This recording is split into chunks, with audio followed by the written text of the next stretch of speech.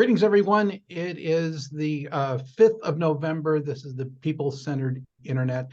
Delighted to have you with us. And we have Gail Nolan as our invited guest. Lynn Wells will introduce her in just a moment. Want to remind you that we have another call coming up on Tuesday, November 7th. And that is a roundtable discussion featuring David Bray, Marcy Harris, talking about the White House executive order on AI and the discussions that took place in the United Kingdom this week on AI safety. So that's a good one to tune into, 11:30 Eastern time, now that we are back to Eastern Standard Time here in the United States. So we're delighted to have you with us, Gail. And Lynn, please introduce her. So Gail is the CEO of the Puerto Rico 5G Zone and Blockchain Initiative Lab, which is a nonprofit ZTA, Zero Trust Architecture, secured research lab, which focuses on applied research regarding telecoms-based technologies. Previously, as Chief Strategy Officer in Invest Puerto Rico, and then in 2023, she was appointed by the Governor Pierluisi, to serve as a chairperson of the Infrastructure Subcommittee of the Council for Air and Space and Aeronautics in Puerto Rico. And for those of you who don't know, there's really a remarkable amount of activity going on about aviation, aerospace, and aeronautics in Puerto Rico. She's also the president of the technology chapter of the Puerto Rico Manufacturers Association. Previously from Wisconsin, she and her husband have a retail business in the States as well, in mainland as well. And she is a wonderful painter. So without further ado, Gail, over to you. Well, thank you, Lynn, for that introduction. And I'm gonna, so thank you everyone for inviting me, Lynn. Thank you, you've been such a champion of the efforts that we're doing. And I always preface when I talk, especially in front of an esteemed group of people who are very internet and technology focused, that I'm an economic developer. That's been my entire career, but I've always done tech-led economic development. And in fact, my specialty in economic development was disaster recovery and global competitiveness, which sounds like they're two entirely different things, but with disasters, you get funding and you want to leverage that for greater resiliency in the future. And technology has been a pathway for doing that in many regions. So about 5 years ago, in fact, I moved to the island of Puerto Rico, became the chief strategy officer at Invest Puerto Rico. And I realized very quickly that we were doing a lot of, just like everybody, we were doing a lot of recruitment for high-tech firms, but we really hadn't addressed the critical barriers and critical intelligent infrastructure on the island that was needed to support those kinds of industries. And so that's where I transitioned to the Puerto Rico 5G zone. And if I may just share my screen, because I want to go through a presentation. I know Lynn had sent kind of a couple of presentations. I merged them together to talk about what I think is an important element related to this. And so I'm going to kind of go through our reason for being and then circle it back to your reason for being and how I see the intersection and how we're going to hopefully leverage this during the 50th anniversary activities. So I'm going to start with yeah, you're enabled to share. Okay, very good. And so first, and again, this is can everyone see that? Absolutely, we can see it clear. Okay. And I'm trying to get up to my files so that I can do it as a presentation, but I'm not sure how to get my control panel out of the way. There it is. Oh, it doesn't look like it's going to let me do it from here. Let's see if I can do it from here.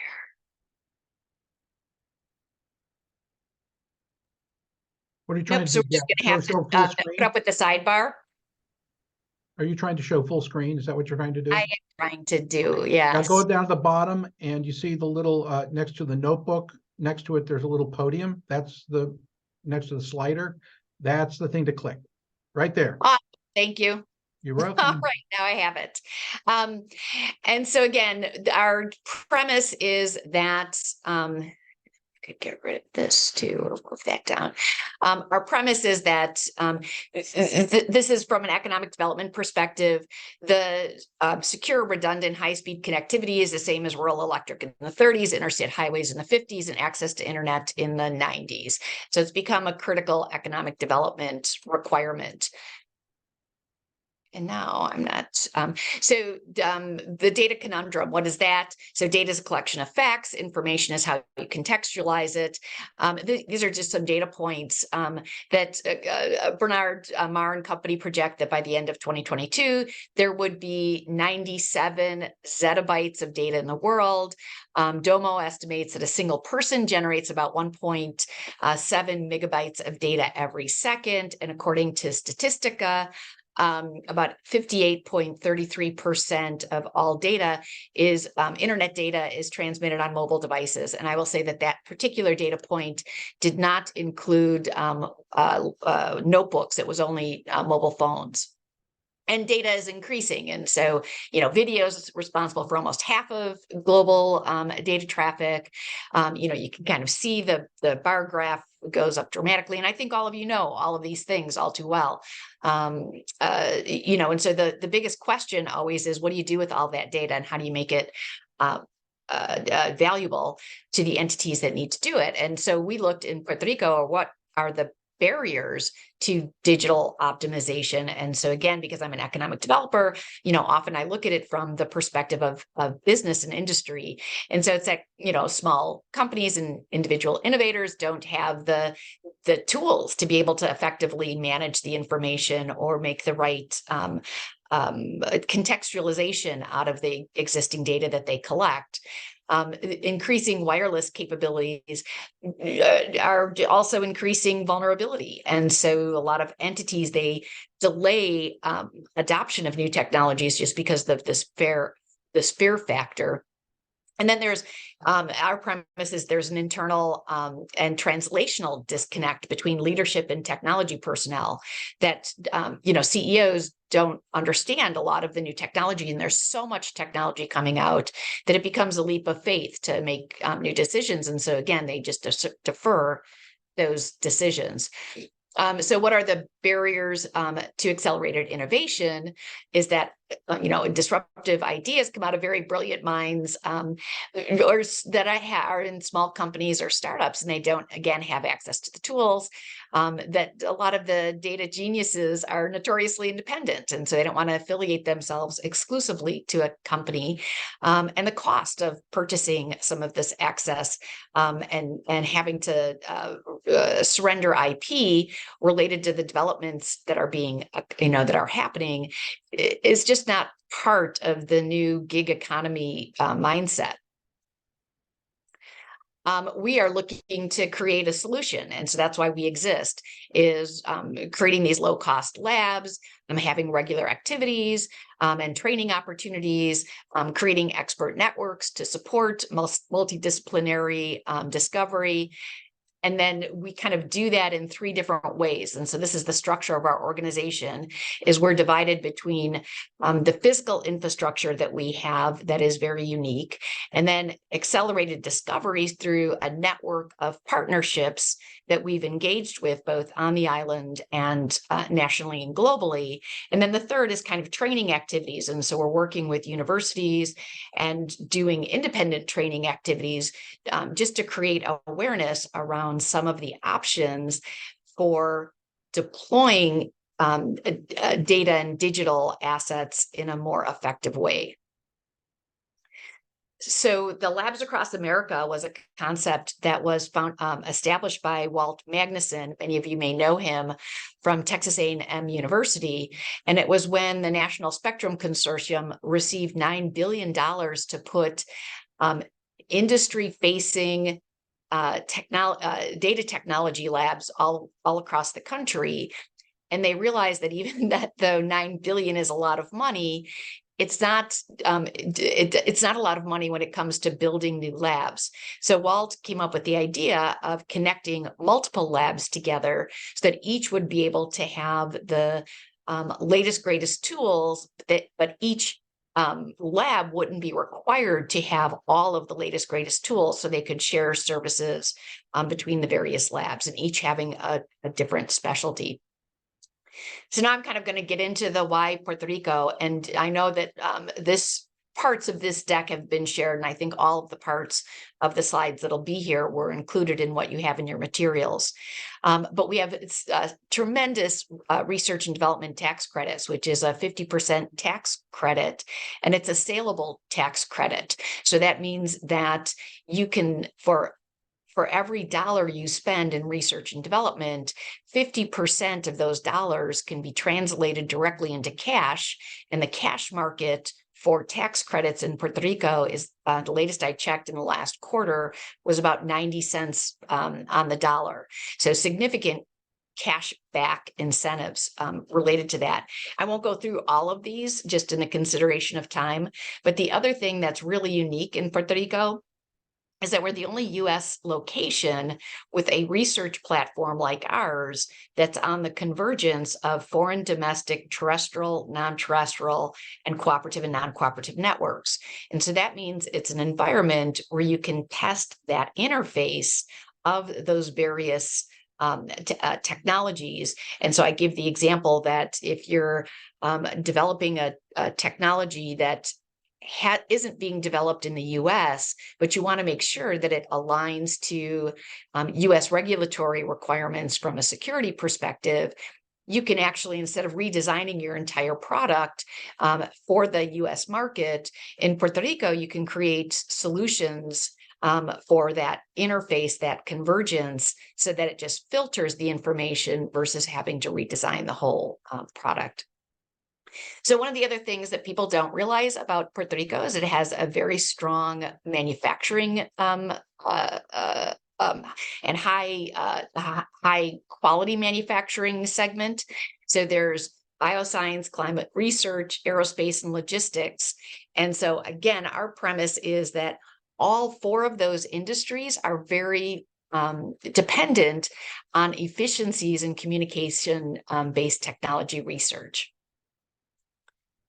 However, so I'm going to go back to the previous slide here. The challenge in Puerto Rico is if you look at the continuum from an economic development perspective of product, where it goes from innovation and ideation to the end user, along that continuum, there's these, 5 kind of recognized points. If you look at the circle on the right of your screen, so manufacturing, wholesale, retail, and user, that's what Puerto Rico has really focused a lot of their economic ecosystem on developing. And the challenge with that side of the entire continuum is that that side is completely profit margin driven. And so the solution that Puerto Rico has utilized, I'm going to have to move this, I think, again. The solution that Puerto Rico has come up with is they just erode their wages and provide cash incentives so that they can meet competitive profit margins to other locations globally. What the third level of manufacturing profit margin control is in efficiency enhancement. And that's really on the left side of this continuum, where it's innovation, ideation, R&D, and cash and efficiency enhancement. So technology that makes the plants run more competitively. And so the question that we raise is, what are the innovation tools needed for that side of the equation? And that's my slide is not moving to the next one, and I'm not sure why. Oh, there it is. So one of the things that we did was we worked with University of Michigan on a semester-long project where their goal was to look at the highest growth industries on the island of Puerto Rico based on predicted future CAGR growth, and then look at each of those segments and identify what the current technologies, next technologies, and future technologies would be in each of those, so that the companies on the island of Puerto Rico, if we provided training and access to these kinds of tools, it would make the companies in Puerto Rico more competitive. So this is, again, why the PR5G zone exists. Our purpose is to mystify technology so that ideas and solutions can flourish.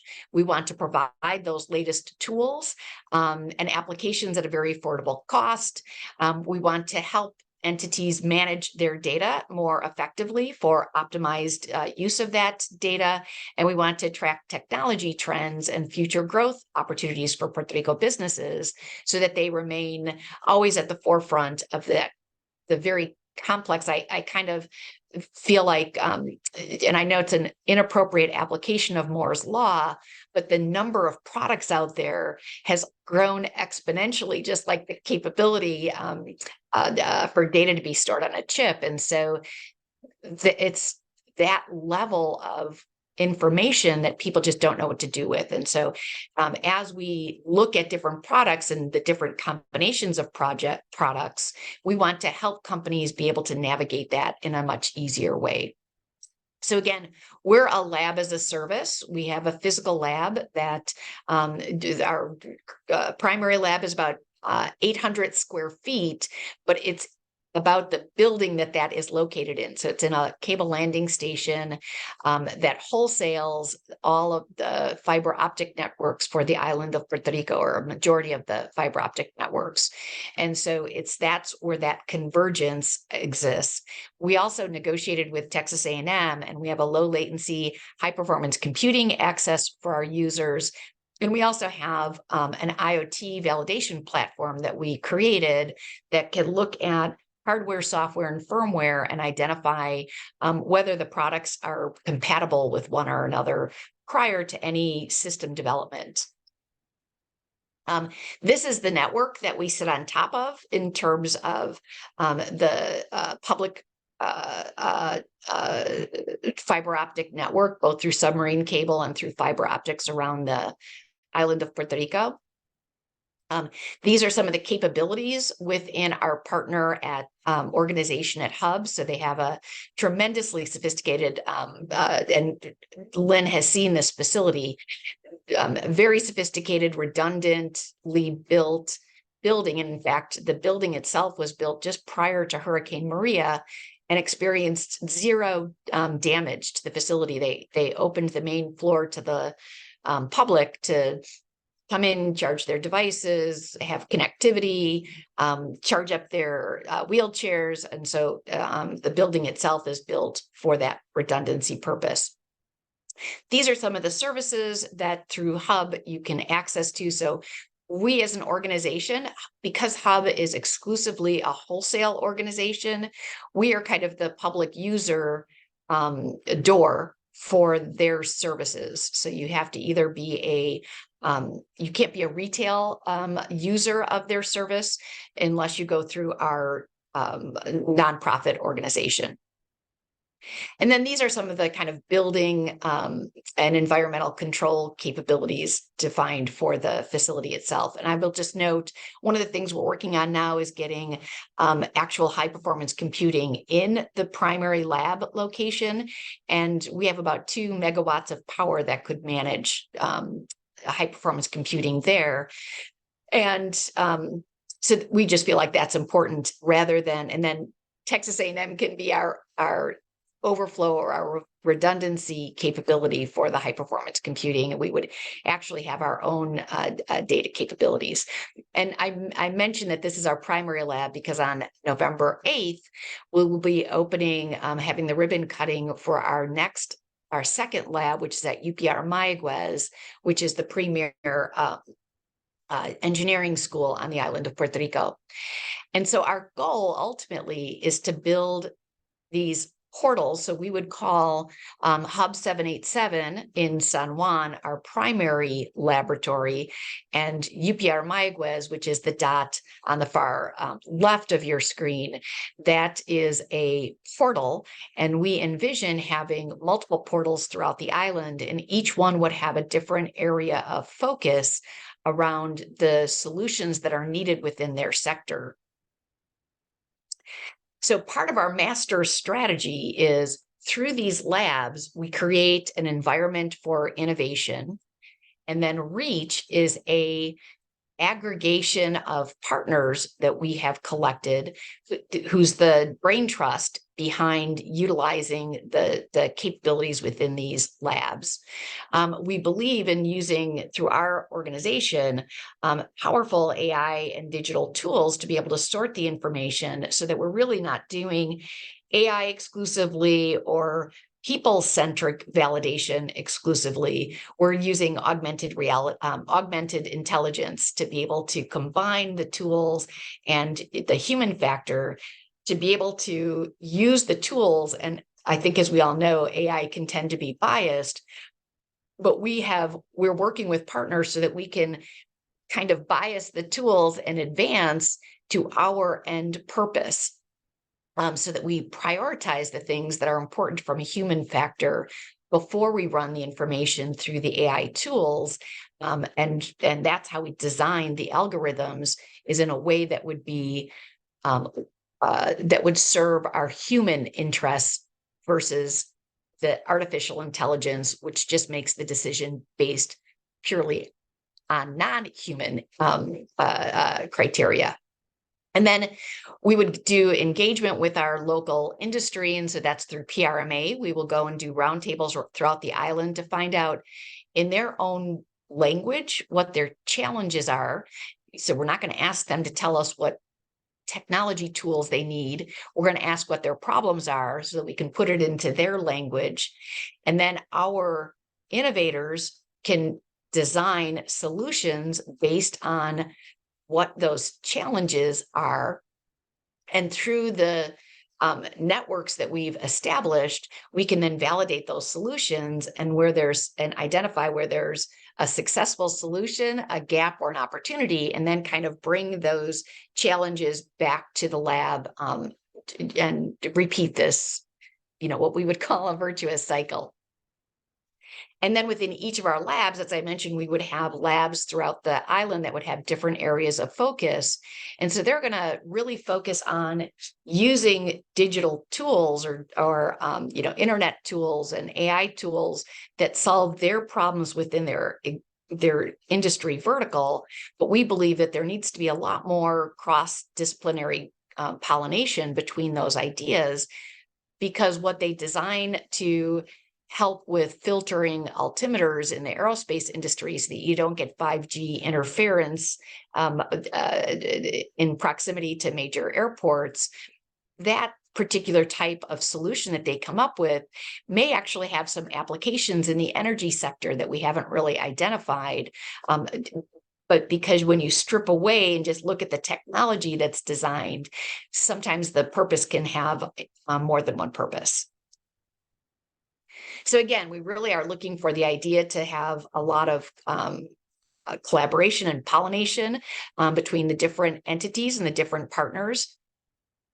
We've come up with, and via my role with the Puerto Rico Manufacturers Association, we will specifically create searchable indexes using AI that match their vernacular in terms of what their challenges are and helps them to better search for solutions to their problems. And again, without having to translate it into tech speak. And then we have another product that is called TDP, the Decision Platform. And that's that AI platform that I mentioned that will help us in our to make more rapid decisions in terms of where the value proposition is on different technologies or different products that emerge through our network or that exist in other places around the world. So this product, TDP, was developed in Silicon Valley. It's being used by Stanford. And what it does is it has hundreds of millions of data sources that are uploaded into their database, and then over 100 different algorithms to be able to sort that data into meaningful information. And ultimately, the idea is at the bottom, you come up with a simplified scorecard based on the criteria that you preload as your filter for the information. And so this, just as an example of some of the projects that this product has worked on, is that it can isolate a specific product and look at every product that is similar to it in the world that has had a university abstract written about it, that has a new product spec sheet, that is part of a startup a network of design, that is part of federal or global data sets in terms of product availability. And so this will be able to filter and say, with entire paragraphs of text rather than just keywords, to identify if there are products that are similar to what someone is creating as a solution, and then look at how competitive your product is compared to the ones that are already out there. Or if there's 4 elements to your product and 3 of them are very well covered in another product, that would maybe give you a cue to only focus on the one area where there currently isn't a solution. And then on the flip side, from a public interest perspective, one of the recent projects that TDP did was with the Minority Business Development Agency of the US. And after the Harvard decision that disqualified the use of race as a criteria for admissions to Harvard, there was a subsequent federal court ruling, I believe it was in Tennessee, that said that the SBA 8A program could also not use race as a criteria. And so TDP was asked by the Minority Business Development Agency to come up with a new algorithm that excluded race, but recognized existing 8A companies and what other criteria could be added to their methodology. And so what they looked at was Puerto Rico, because out of 147 8A companies in Puerto Rico, all of them, basically check the race box. And so what other commonalities do they have that could be added into that methodology? So things like, do they, and again, because the 8A program tries to look at businesses that have an inordinate barrier to success. And so some of the things that they were able to look at through this massive database was the idea of food desert, for example. Does being in a food desert create a barrier to the success of your business and the success of the individuals who are working within their business? So just to give an example of one of the things, this is the in the deck, you can click on the blue and you can actually go to that tools website, learn more about it. So the last thing is, as we're trying to create this dynamic network on the island of Puerto Rico, we also want to link it to national and global labs. And so again, the advantage there is that through our lab that is the Cable Landing Station, we have a low latency connection through submarine cable to multiple other locations in the US and Europe and Central and South America, where we can connect other labs and do collectively that work that kind of Walt Magnuson envisioned originally in his Labs Across America concept. So with all of this, we recognize that, you can create a system, but unless there's really relevant training that is specialized to the types of tools you're introducing, nobody's going to use them. And so that's part of our engagement strategy, as well as we're working with BDAC, and they have a 21st century workforce initiative where they've dedicated over the next 10 years, $50 million for training. So we're working with several training providers to create the types of training, we're going to call them training modules, for specific tool usage that might not be built into university curriculum yet. And so then we can kind of be the gap training method until the curriculum for the academic system catches up. Because it's hard to change curriculum in accredited universities. It's easier to kind of step up into that through certification programs.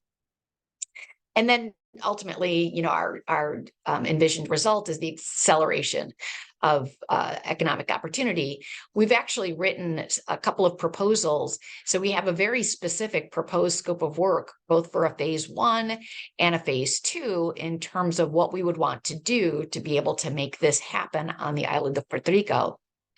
And this is where I'm going to come back to talk about what does this have to do to the mission of the people-centered internet. So how does all of this help all of Puerto Ricans? Because the perception when I go through this deck often is, you know, this is great on a very high level of technology development, but does it help digital equity challenges on the island of Puerto Rico? And I would say it definitively does, because Puerto Ricans don't really even understand how the digital divide impacts negatively their daily experience. And so just things like upgrades from a daily experience perspective. And I will say, when I got my vaccinations for COVID on the island of Puerto Rico, it's a very complex process because they don't do digital health records. And so I had to go in, and for each appointment, I had to fill out a paper that identified, and then they had to search through their records to find my previous piece of paper and align it. And so you can imagine, as they're trying to vaccinate 3.5 million people, how complicated that is to do that in a very timely way. A second challenge in Puerto Rico is gas stations don't have credit card readers. And it's because the networks, they're concerned about the cybersecurity elements of that, so they just don't do it. And again, people just don't realize the heightened efficiency of being able to have those kinds of capabilities in their everyday life, and what time-saving capabilities that provide. And the third one I'm going to give is Marbeta, which is basically your vehicle registration. Is the problem in Puerto Rico is so pervasive in terms of a lack of digital exposure for all of the population, that previously, and this was until the last couple of months, to renew your Marbeta, it would take, and this is going to sound like an exaggeration, it would take a minimum of 3 days where you would have to go to the facility itself, stand in line. They would actually set up tents, it was almost like a festival environment, because you'd have food providers and food trucks, and because it would take so long just to get your car registration renewed, and you'd have to go to so many different places, that a lot of times they would hire people to go and do it on their behalf, because people couldn't afford to take time off of work to update their registration. So the central organization for technology for the government of Puerto Rico has just updated their capability for renewing Marbeta. But I will say, having just gone through that, there's still a lot of kinks, because where they have updated that particular capability, they have not updated all of the other files that feed into that. And I'll give the example. We had loaned our car to a colleague that got a ticket, have paid the ticket, went back when we went to have our Marbeta renewed, and were told that there was a ticket on it. So we said, okay, we'll just pay it a second time just to make sure. So we have a record of both of those payments. And when we just went to do the automated Marbeta renewal, it still shows that ticket on there, because the police system has not updated their process for recording whether you have a legitimate take it or not. The other thing that we think is it reduces economic opportunity cost.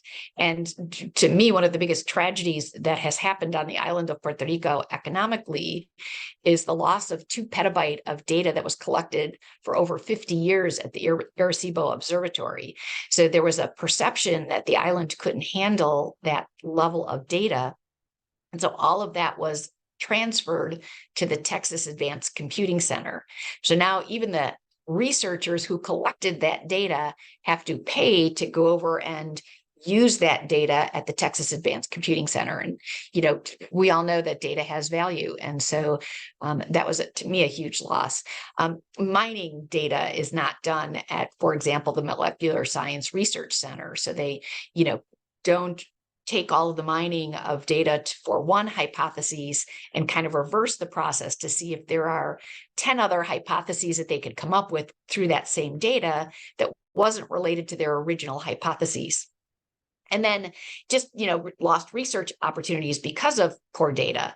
I give the example that in the same year, 2019, comparing Puerto Rico and Connecticut, which are about the same size in land mass and about the same population, with Connecticut having about 24,000 workers in the bioscience industry, and Puerto Rico having about 49,000 employees in the bioscience industry.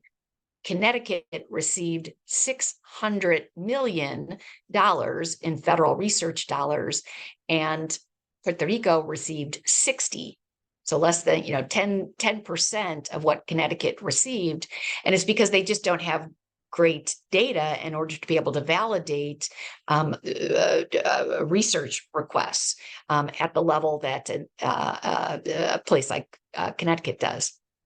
And then finally, it just creates an opportunity for maximizing efficiency and innovation of mindset. Because number one, it allows everyone to have ownership of the data.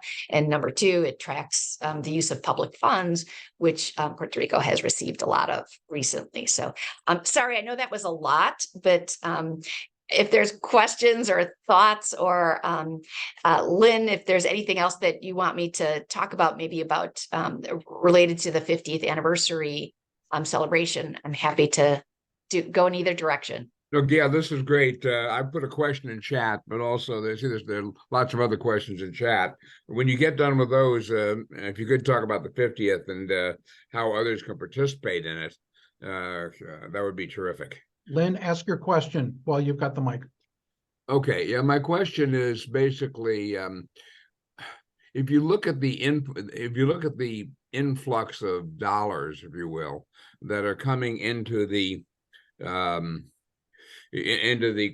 and power sectors, even if some of these are inefficiently spent, by about 26, 27, there ought to be enough of a stable internet and reliable power grid to form the basis for a really excellent business community business baseline in Puerto Rico.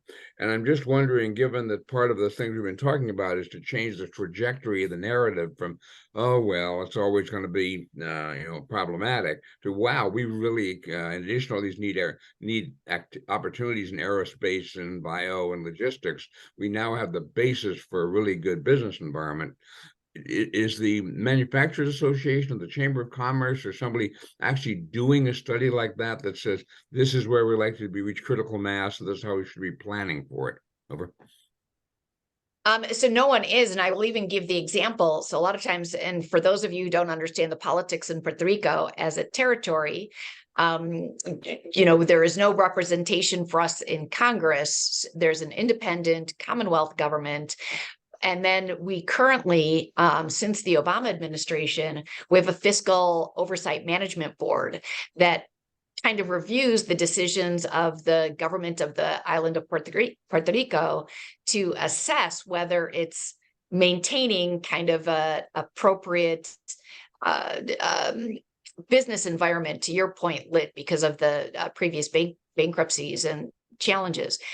I will say they do a lot of the studies related to the topic that you were referencing, But when I spoke to the gentleman there, whose job it was to do the study on digital equity, they did not look at the industry side of that, nor did they look at the capacity side of that. So their goal was really to serve the individuals who didn't have access to internet, which I agree is a challenge. But if you don't look again at the entire continuum of what's the how does that fit into global competitiveness? Because every person should worry about global competitiveness in terms of their region being compatible to opportunities that are available in other areas of the country or of the world. So that's what I would say is they've done a lot of segmented research in Puerto Rico, but they really haven't connected the dots. And so when I talked to the gentleman at FOMB, he said, wow, I wish we'd have talked like 2 years ago as I was writing the report, because I needed to factor capacity. And that is a big issue, because otherwise we'll just always be in that catch-up game. So we'll be trying to get Puerto Rico just to the level of other places instead of really leveraging some of those unique things like that intersection of the convergence of networks. Right. Okay, Gail, thank you so much. I'm gonna have to transition to my cell phone, so I'll be off for a minute, then I'll be back. So, okay, thank you. He's doing the 5G thing just like you're talking about, Gail. What can we say? Gonna take. Thank you for that great illustration, Lynn. Yeah, and we're going to go to another 5G guru, Doug Houlihan. Doug, join us.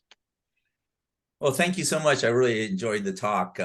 I actually was with Motorola and Nokia for 33 years, and I actually worked with Texas A&M on their 5G lab setup, and worked with a couple other places looking at doing labs at the university level.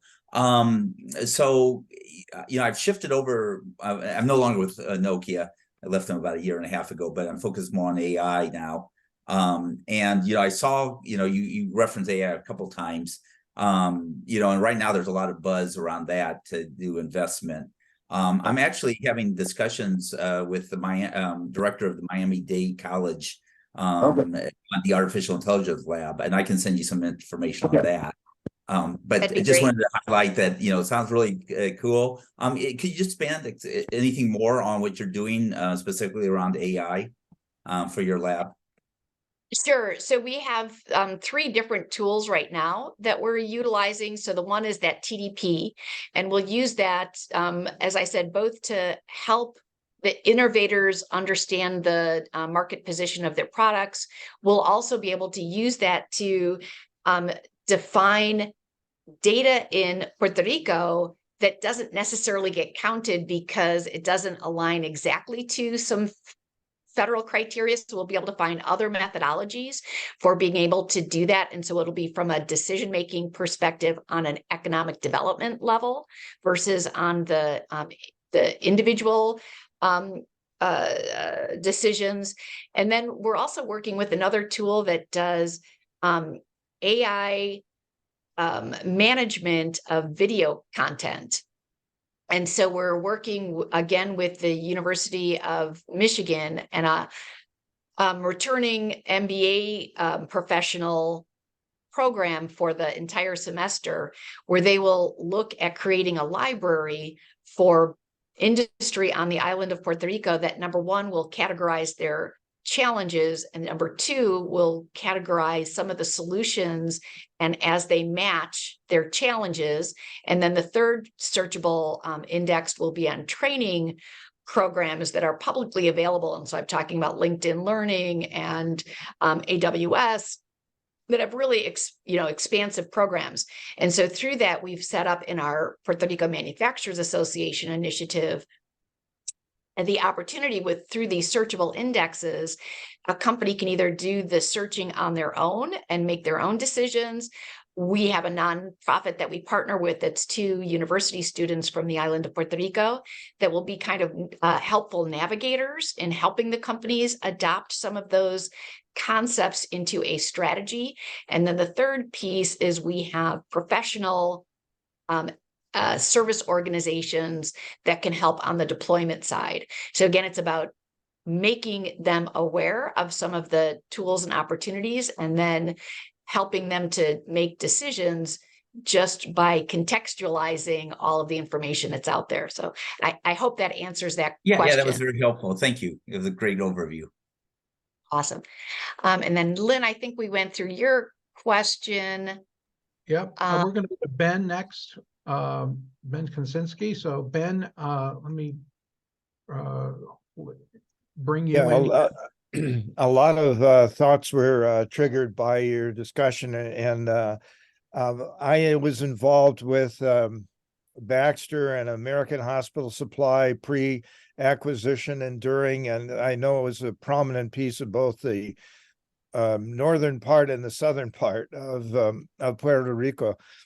And it seems like such an activity in pharma and medical supply is a momentum play that can be enhanced by the networks you're talking about there, that could be a great amplifier for the economy as a particular activity. Is that fair? Absolutely. And I will even go one step further and say that when I was talking about that continuum from ideation to retail, just because of some of the history of Puerto Rico politically, and some policy decisions, both federal and local, that were quite confusing, I think, to a lot of people, and negative on economic development.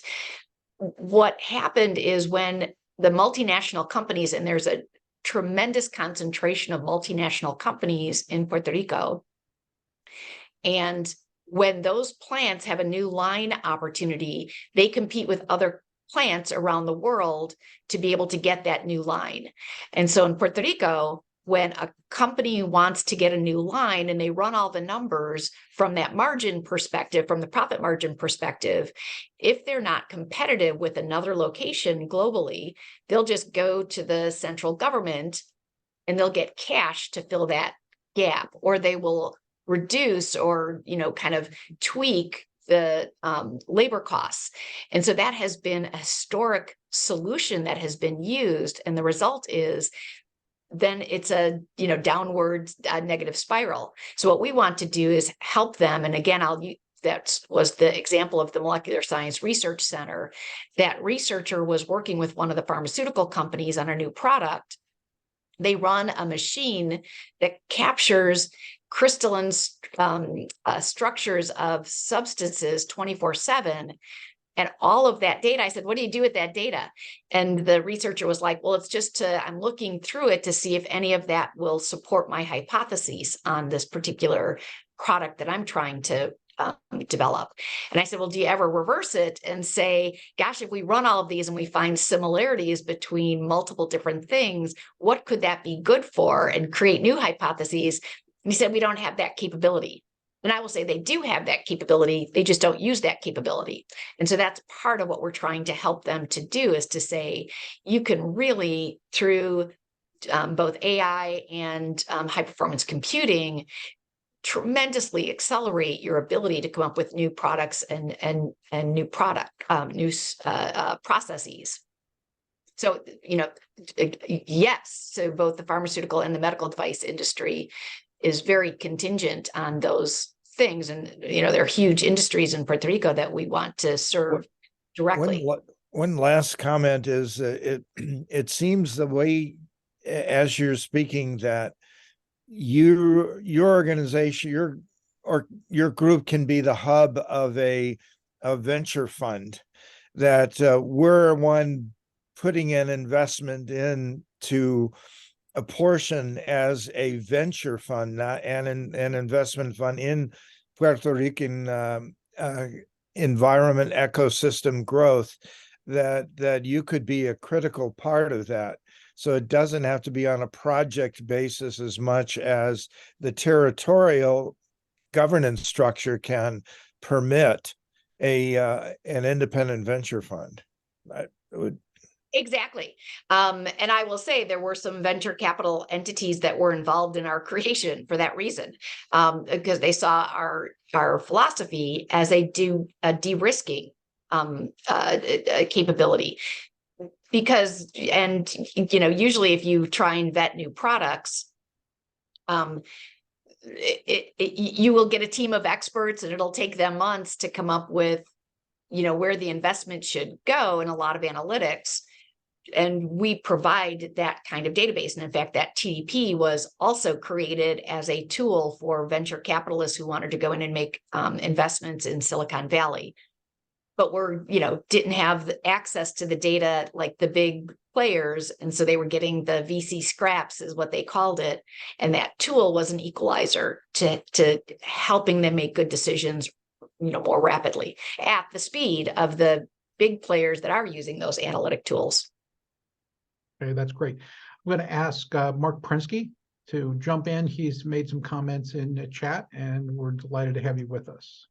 Hi, Gail. Whoops, let me get my mic here. Hi, Gail. Thank you for, I thought that was a really good presentation. I'm very interested in Puerto Rico, by the way you pronounce it. I'm particularly interested, as always, in connecting the young people. When I say young, I mean the under 18s, the before college people, to the industries, because as you say, look, there are all these advanced industries and happening there. It's really important to connect those young people, and the schools are a terrible way to do it because they're so focused on their math, English, science, social studies curriculum and whatever they have. So I wonder if you've ever thought about, as part of your training, thinking about how we can involve the young people. And I'm happy to talk to you about that. I have a concept of empowerment hubs where we can literally connect teams of young people, like farm teams, with companies to go in there. And I'd love to hear what your thinking is, and I'd love to talk with you about it at some point later. Yeah, no, I would be really eager to talk about that as well. So one of the things there is a group on the island called Echarpelante, and they've worked for about 11 years. And they're a entity that was stood up through a Community Reinvestment Act effort to do that exact thing in the school level. So they're kind of starting with a train the trainer program, where they train the teachers from kindergarten up in design thinking concepts. And so they're doing it kind of incrementally through that process first. There's also a gentleman on the island, his name is Rob Bolt, and he was a former Oracle employee, and he actually helped build Oracle's high school, if you're familiar with their design thinking high school out in Silicon Valley. And after having been part of that project, he realized that, it's easy to do it out in, Palo Alto, when you've got all the tech people around and the culture is conducive. What would happen if you went to an area that wasn't the case? And so they literally sought out the worst performing high school in Puerto Rico, which is in a city called Bayamon. And they've completely turned it around by making it a design thinking charter school on the island of Puerto Rico. And so I'm working with them because I do think that is a critical part of this equation. And we're also working with an independent company that is coming up with a new structure for engineering skill development and deployment of engineering services. It's called Gig Engineer out of Austin. And their platform, their engineering platform, is an AI platform that's preloaded with all the engineering code rules. And then they can take high school students who have just minimum code capabilities and train them on this AI tool and accelerate their engineering capabilities from, just basic code development to, engineering tech, and then on into the college level. And so we see that as a really viable model. And they are actually looking to do that with about 1,200 individuals on the island of Puerto Rico in the next 5 years. So I'd love to connect with all those people. If you want to put it in the chat, or you and I can have a Zoom conversation at some point. This is exactly right. And then we got to take it to where the young people are actually making an impact, not just learning, but making an impact on Puerto Rico and on every place. And my last comment is, you said those DMV or motor vehicle things that you described, it's interesting that it's so hard to do here, and yet India, with this Beacon Protocol thing that they've just done, has done it for 1.5 billion people. So somehow there's got to be a way to bring this kind of stuff together at different scales. Yeah. Right. And it's, it's one of the things that we as an organization keep advocating for, is to get out of that catch-up mentality and get into the leapfrog mentality. Mm-hmm. And a lot of those examples in economic development and, the cell phone in China, they didn't try and build an entire landline system. Right. That was non-existent. They just went to the new technology. And so, but that's hard to do when when they're thinking, oh, we just need to get this because that's what those people have. And that's why the schools are a barrier often. Yes, exactly. So, thanks, Mark. Gail, we're coming to the bottom of the hour, and I want you to talk about the 50th anniversary of the internet and what's going on, all right, before we get to overtime. Right, because some people have to drop at the bottom of the hour. So what's going on with the 50th? So right now, and I will say again, it's getting people in Puerto Rico to recognize that they are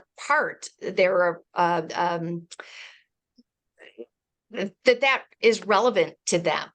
And because of the unique assets that we see, and I'm going to share my screen again very quickly. Let's see. Trying to figure out which of my. It's there someplace. It is there somewhere, but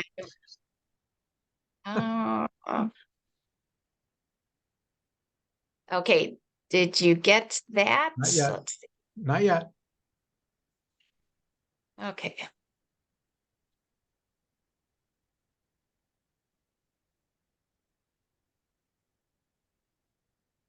Okay, here I have it. All right, here it comes. And so you can see here, and I'm just going to show this deck. This is, and I'm sure all of you have seen this. This is the deck that Yasha put together, Yasha and Ronald. And so they talk about the 50th anniversary celebration and from the PCI global perspective. And then in my conversations locally in Puerto Rico, the question was, so when I first went with the PCI deck, the entities on the island of Puerto Rico, like GFR, which is a media company that is a huge media leader in Central South America and Latin audiences in the US. And they said, yeah, this is all interesting, but what's in it for Puerto Rico? Like we want to know how this will help Puerto Rico. So I've added these slides about Puerto Rico's role. And again, it goes back to that mobile and wireless data conundrum, that it's growing. This framing the unique capability for research on the island of Puerto Rico. That's the proposal that I kind of framed for you in the previous deck. Looking back, and we had just spoken about how Puerto Rico is the trusted partner in the Caribbean because it's bilingual and cross-cultural. It has those international monetary capabilities, and it has the dual Spanish legal system. So contracts just seamlessly will go, from one region to another. Again, about us, you saw this. This is our network of partners and the lab system. And this is really the important thing, is that we've been working with GSMA to look at Puerto Rico because they recognize that there is a vulnerability in the Caribbean in terms of standards, both adoption and development, and that there's a tremendous opportunity for creating new products so that there's more competitiveness within hardware, software, and firmware development that's all trust marked by the 5I countries and can be deployed in the Caribbean where there's this perception of vulnerability. And so we met at the MWC conference with a Caribbean coalition that really would like to use, they'd like to have an accelerator for the development of secure networks. But their challenge is that, again, it's the US regulatory environment. So there's in the Caribbean, just in the island nations, there's 27 island nations in the Caribbean. When you go to the Caribbean basin and you add all of the other countries that we border with by water, it becomes a really compelling reason for why Puerto Rico should lead that kind of security development and then deploy that as a service export to those other countries where we have a trusted relationship. So that's how we see ourselves fitting in. And the slide where we kind of frame that then at the beginning, and again, you've probably all seen this with the other partners here, this is kind of where we see Puerto Rico being able to be a service to the other partners in the global initiative. That's great. And by the way, when we were reviewing that with Sachi, that was my addition. I said, you need a slide where you cross out, the out, okay, that it's with you. And they kind of, oh, that's a good idea. That is a great one. Because I said, it's a very interesting proposition, but you need to pivot to positive, right? So Right. It's the bottom of the hour.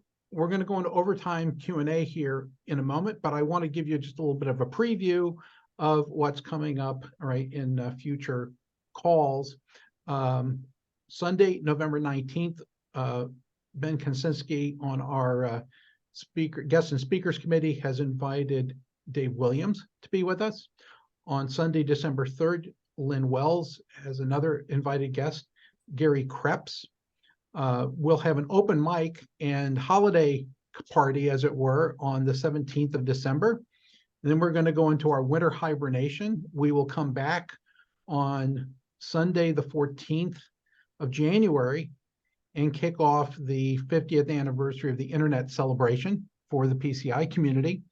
And shortly thereafter, I'm not sure that we've exactly identified the date, but Nellie Leask, who leads the Digital Democracy Forum, will be joining us either at the end of January or the first part of February. So got some great people lined up, right? And now we're going to come back to Gail. So Gail, this is really interesting. Can I first ask a question? Could Sure, I go be right ahead. included in this group as I hear like all the exciting presentations going forward? I would love to be more than just a guest, if that would be possible to sit in on some of the other yourself presentations. added to our distribution list and a member of the PCI community. Now, here, boom. All right, you're in. Wonderful. It's a vibrant, community. Some people on this particular day or other times don't have the ability to join us, but there are hundreds of people on our distribution list, and it's both people-centered internet and the I4J forum that are invited to be part of this. So Nice. So we were talking before we started to, with the community call, we were talking a little bit about expansion of aviation capabilities, right, on the island. So in addition to digital infrastructure, transportation infrastructure could play a large role in economic development. And I thought you might want to talk a little bit about that now that we have a gathered audience. Absolutely. And transportation, there is a new, it was just started about a year ago, it just opened. There's an AI port, an AI managed port that's being developed on the south side of Puerto Rico. I will say it's a port that really doesn't have a lot of activity. And so it's really a living laboratory in identifying tools in a port that doesn't have a lot of volume that testing and validating would be a problem at. So yes, from that perspective, for sure, IoT devices and the interface between them from a logistics perspective, we would sometimes use the example that Again, going back to COVID and vaccine distribution, most pharmaceutical companies that we were dealing with said when they have a shipment, they may put, and it has high requirements from a temperature perspective, like the vaccine did, they can put monitors in those in the pallets that are being shipped, but as soon as it leaves their dock, they don't have control over that. And they also don't know who is receiving that information, or there's not really great policy written around who receives that communication. And so the implications behind that are, if you have a batch of vaccines, and I will say we didn't make vaccines on the island of Puerto Rico, but if you did, and there was one that was supposed to be going to Cleveland, and it left your dock of your facility, and you have the tracking mechanisms, and it goes and it sits on a tarmac at the airport, and it starts to get overheated. Who gets the message that that's being overheated? Is it the shipping company? Is it that is managing that transfer of goods? Is it the original client that put those goods and the tracking device in it? Is it the airport that gets that information to say, boy, that pallet needs to go on next because it's going to be no good if it doesn't? Or does the city of Cleveland get a notification that their vaccine that they're counting on is potentially ready to go bad? And so a lot of issues around that from a smart deployment perspective, in terms of the exchange of information and policy around the exchange of that information. And obviously, there's so many other transportation applications in terms of managing. When I was talking to the Secretary of Transportation in Puerto Rico, and she asked me about smart development. And I said, oh, like one of our partners is working in California on some of their smart transportation solutions. And she kind of laughed and said, yeah, like we're so not at that level. We're just trying to get roads rebuilt so that it's not a 2.5-hour drive to get, 90 miles from one side of the island to the other. So, we feel like this is the time, and that's why we frame our goal as enhancing critical intelligent infrastructure, because as they're rebuilding roads, they really should be looking at it not just from a rebuilding perspective, but from a what's the future technologies, so that we're not, again, having to catch up after we rebuild them and then retrofit them. Better if we just can build them right, on this next go. But as many of you may know, when there's disaster money that comes into a region, you're technically not allowed to build it back better. You have to build back to what was damaged. And so it takes, kind of a complicated strategy to overcome that. Yeah. We were talking, again, before we started to record, about the Air Force Base that's not used, and it's got a nice runway, and it's got all kinds of, things. So it seems to me that when you look geographically at where Puerto Rico is, that it's a wonderful distribution hub for a whole bunch of things, right, regionally, right? It's very centrally located, and, having done events on the island, the other side, from San Juan, really just doesn't have a great place. It seems like you could do something spectacular, right? If you could just get that activated and get the interest going. Even if you didn't have human traffic, if you could get a lot of shipping traffic and distribution depots going, and repair exchange hubs, wow, right? That would be great. Exactly. And that's the exact thing. A lot of times I'll talk about, like, the market of Puerto Rico is 3.5 million people. The market of the Caribbean, which is the islands in the Caribbean, is about 24 million people. Mm-hmm. And when you have the market of the Caribbean basin, it's about 48 million people. And so that's what people have to think about, is it's not just about Puerto Rico, it's about Puerto Rico's central role in that area. Mm-hmm. And to your point, these are complicated algorithms that shipping companies use to be able to identify. Some of it has to do with cost of fuel. Some of it, and some of the challenge that Puerto Rico has in becoming that hub, is the the fact that it operates under Jones Act laws and US regulatory laws, which tend to be a little more expensive from a shipping perspective. Mhm. And so that, you know, it has higher levels of safety, higher levels of worker safety methods, worker security policy, but it's not necessarily competitive to some of the other countries. Curacao, for example, has a lot of shipping and tends to Hey, be a Siri. big. Whoops.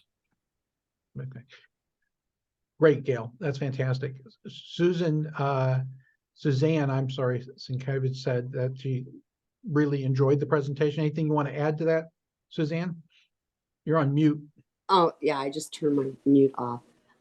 It was outstanding. Yeah, you're just an amazing woman. And I could just look at all your slides all day long. So I think what you're doing is terrific, and it'll be really great to see you on our community calls so we could correspond and I could learn more about what you do, and we could share more. Thank you. Yeah. Well, thank you so much. It's just been my pleasure to be here. Yeah. I see that we have Katarzyna or Kat Vak with us. Are you there, Kat? Over in Geneva? Maybe not. I'm sorry, I'm commuting. Okay, well, I'm just going to suggest that at some point your quality of life lab and Gail should probably connect, right? It would be interesting because I think that some quality of life indicators are also needed beyond infrastructure, right? We need to pick up some Very telemetry much so. about, are we improving the quality of life?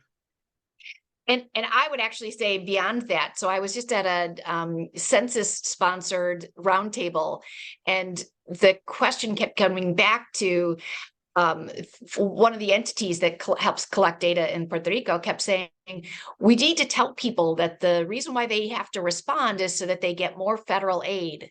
And I kept saying, no, what you need to tell people is that you need to have your data better so that they have better economic opportunity. Because data is about economic opportunity, and that's about really creating. To me, that's what the term digital equity means: is that everyone has the same opportunities, not just the people who have digital the capabilities. Which is really how a lot of the internet has been very vertically driven, you know, with entities having control of a lot of the data, centralized entities.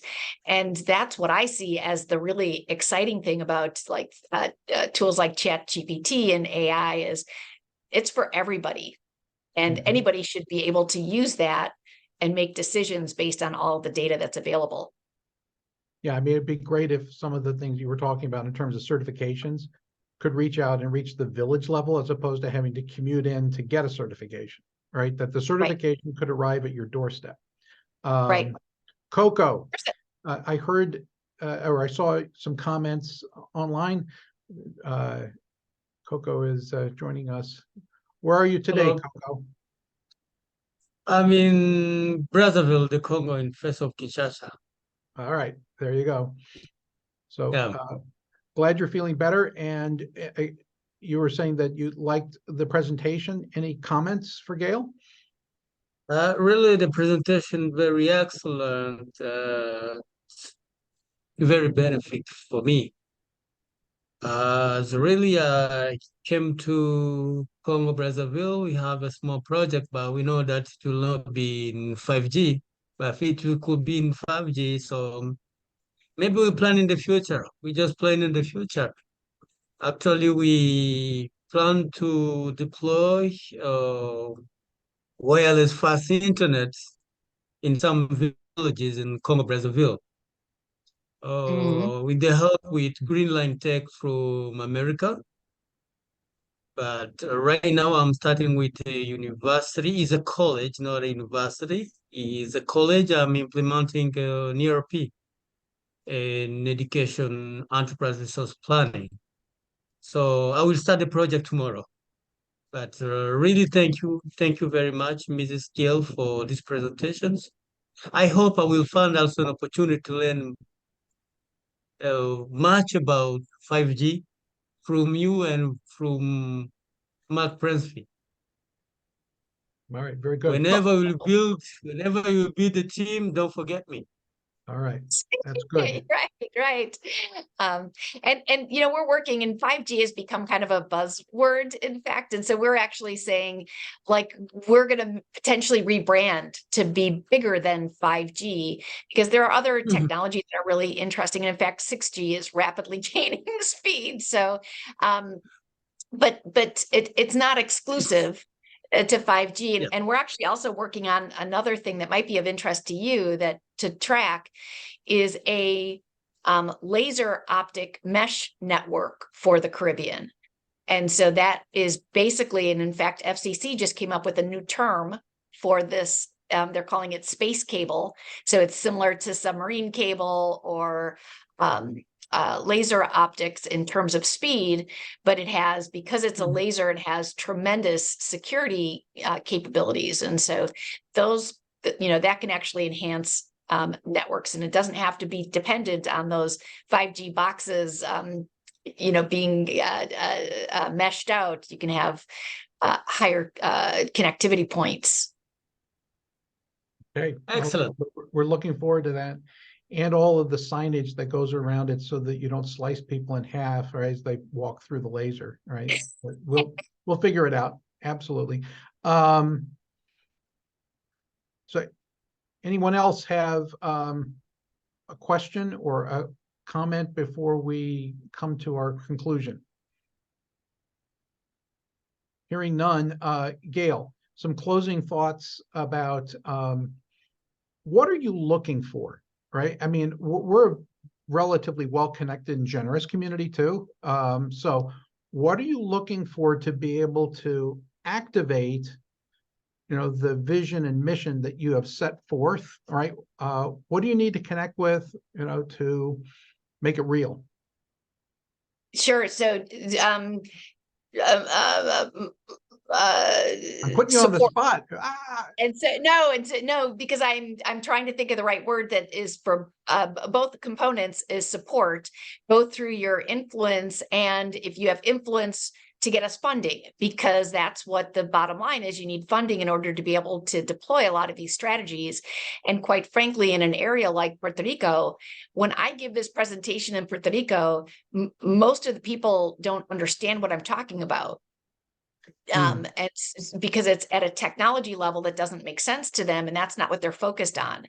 And so having the influence of global partners to say, yeah, that really is the important perspective from a future competitiveness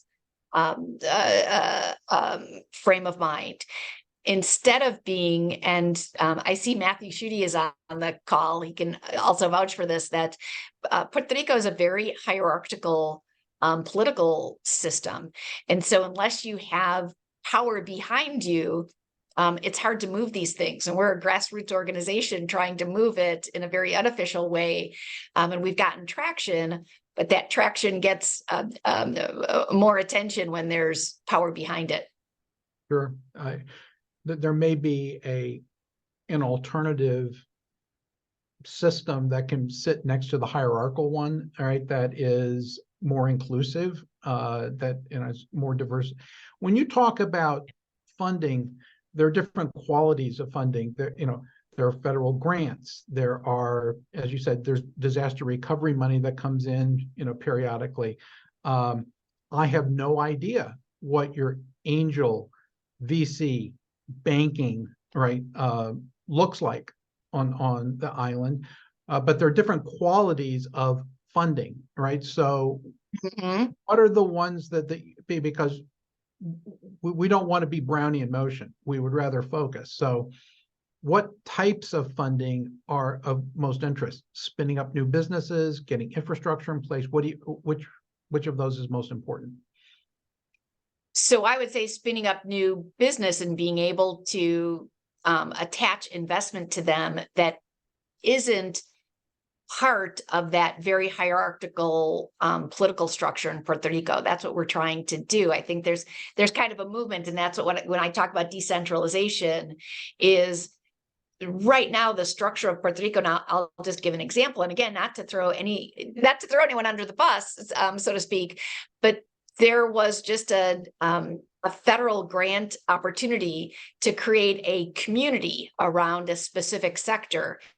And the individual from the island of Puerto Rico who framed that proposal for that grant framed 5 layers of entities that would be composing this, that would comprise this community.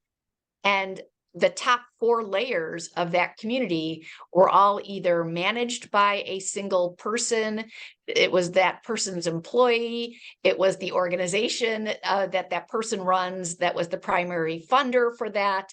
And so you start looking at that to Puerto Rico, that looks like a community, but to me, that looks like one person is making that decision. So it's not really a community. And so we're trying to say, we want to broaden that community to be more inclusive so that there's checks and balances naturally built into it. If your funding comes from your funding and your leadership decisions come from different entities. And that really, I see, and I can see Matthew kind of nodding his head too, that really doesn't happen where there's a lot of, there's a lot of siloed influences on the island of Puerto Rico. I can report that there is now, just emerging in the last 4 months, an entity called the Sustainable Business Development Council that's going to be industry-led and is going to really try and pull together all of those entities into one collective strategy. So we're really honored to be part of that, and we think that that's really important for Puerto Rico. Okay, so I can connect you to the Keenan Center for Entrepreneurship right here at the University of North Carolina at Chapel Hill. Awesome. Wonderful. And the executive director for the Carolina Angel Network is here, that connects all through the major universities that originally created Research Triangle Park: Duke, NC State, UNC, Chapel Hill. So there's economic energy in that, and being able to understand the connective tissue and the network mapping. There's a technology underneath that is useful. And if interested, we can also, I know the people who set up the Entrepreneurship Center at Notre Dame. So we have we have some connective tissue and know-how, all right? As an Adams advisor to that program, I can make those connections. So wonderful. So that is listening, have something for Gail? If I could just add one thing about Notre Dame, they did just win an EDA Tech Hub proposal for wireless applications in the pharmaceutical industry. Their target is Indiana and Michigan, but we would love to connect with them as we build a similar structure on the island of Puerto Rico. Okay, so I've got connections into the business school. All right, awesome. So it's Nick Lanneman who is running that. I don't know Nick, but it is a fairly, big school, all right, notable school. So I don't know everybody there, but I know some people. In any event, thank you for spending some time with us with the PCI community. We do look forward to send your charts. We will send it out with the recording of the of your remarks and your time with us today. And you're doing great work. We really appreciate you sharing with us. And everyone, I'll remind you, we do have a call coming up on Tuesday, unusual day for us. David Bray, Marcy Harris, the White House executive order on AI being unpacked for us from a policy point of view. So tune in for that 11:30 Eastern. And in everything you do, be intentional. Thanks, Gail. Appreciate it. Cheers. Thanks, everyone. Bye-bye. Thanks, Gail. Thanks all.